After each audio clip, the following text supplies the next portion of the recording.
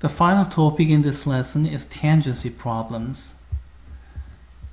After all, the derivative concept and tangency concept are closely related.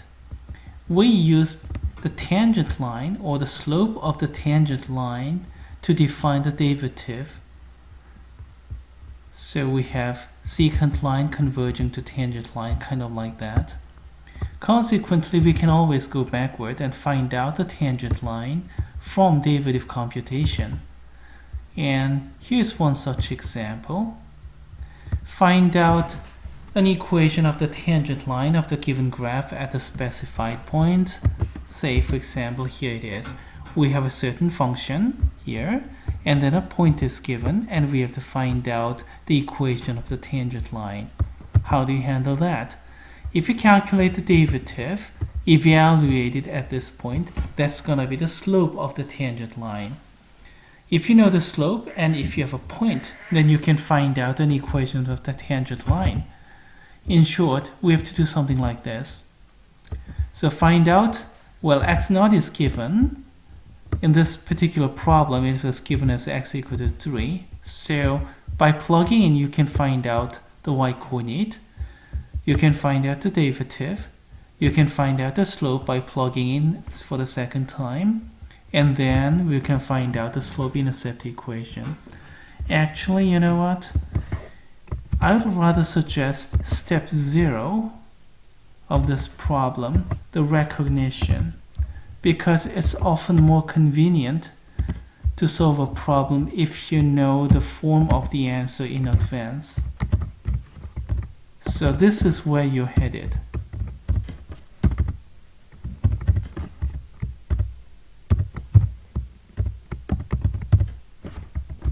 So y equals mx minus x0 plus y naught. This is the equation of the line when slope m is given and the point x0, y naught is given.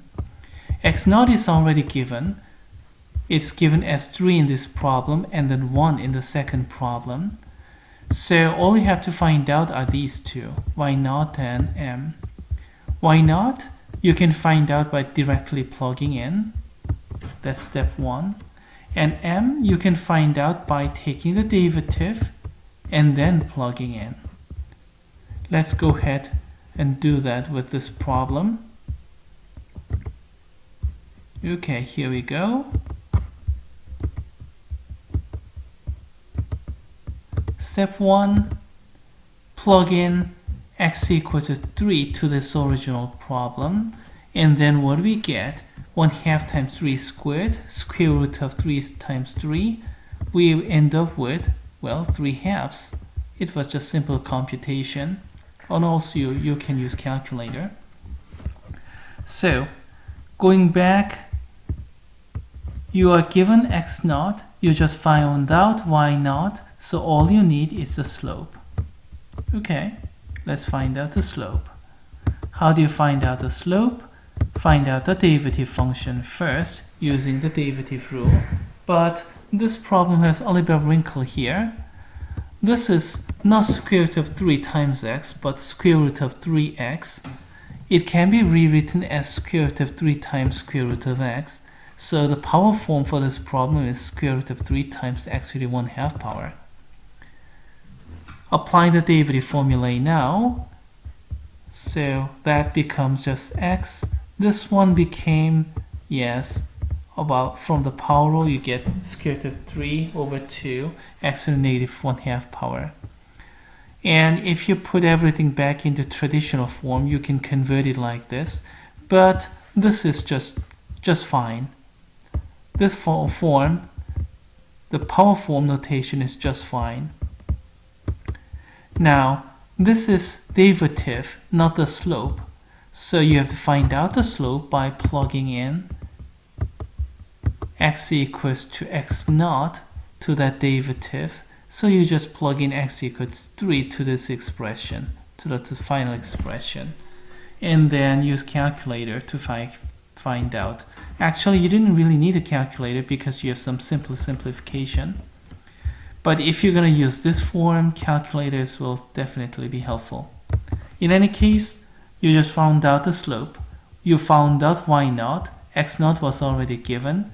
So you're ready to go ahead with the equation of the tangent line. Y equals to mx minus x naught plus y naught. As far as I'm concerned, this is a correct answer, and this is the final answer. That's fine.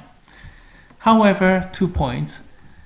If human grade is grading, that's fine, but if machine is grading, then that's a bit different story. It'll probably ask you to simplify further by breaking up the parentheses and then produce a slope-intercept equation in the end. Those final 2 steps are rather trivial, and they do not really belong to Calculus 1. College algebra, or actually not even that. I mean, in intermediate algebra, or beginning algebra is where we do these kind of things. So this is rather tedious step. I don't really mind. However, Weber sign is asking you to do something like this, so you're stuck with that. And for that reason, I specifically mentioned that find the slope-intercept equation here in the problem. The tangency problems tend to be longer than other kind of problem because the derivative problems can be embedded into the tangency problems. If my function is rather simple, well, okay, it's not really that simple, but relatively speaking, compared with this, it's simple. And then that 4-step problem will yield, well, maybe 4, 5, 6 lines, not too much. But if your function is far more complicated, then that's gonna make the problem a lot longer. It is gonna be important that you do not sidetrack while doing a long process problem. For that reason, I'd rather emphasize the step-by-step process rather than the formula method. If you go ahead with step-by-step and then follow some kind of guideline, then there is that much less chance that you lose your track and then go astray from a certain point on. We just went through this problem A, but it comes with this Mathematica program, and here's the visualization. Blue is the given curve, and yes, the inside of the square root has the positive, so we only have the right hand side, because when x is less than 0, f does not exist. So domain starts from here, and then when x equal to 3, looks like we have a tangency, and of course the tangent line we found out, Mathematica found out, is the same as the tangent line we found out.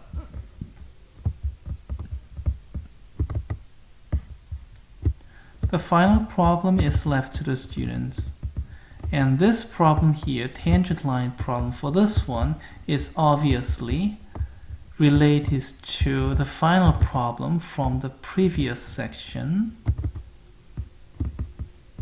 Right here. We're talking about the same function here, which is recycled over there. This is quite typical with tangency problems because problems tend to be very long. A part of that is asked elsewhere so that you can do the latter part of the problem a little bit easier. I'll stop right here, and I'm not going to spoil any fun. These 2 problems are left to the students.